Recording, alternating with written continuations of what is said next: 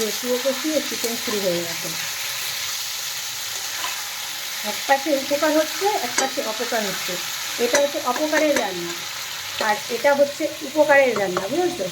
দুটোই হচ্ছে, দুটোই হচ্ছে আর কি। কী বলবো, বিষও খাওয়া হচ্ছে, এদিকে তার সাথে আর কি অমৃতের মতো ভালো খাবারও খাওয়া হচ্ছে। দুটোই, দুপাশে দুটো হচ্ছে। হ্যাঁ, এক দিন হয়ে যায়, এটা আমাদের বেশি প্রত্যেক দিন তো হয় না। এক দিন ইচ্ছে করলো আজকে যে চলো একটু করি এরকম, যার জন্য করেছি।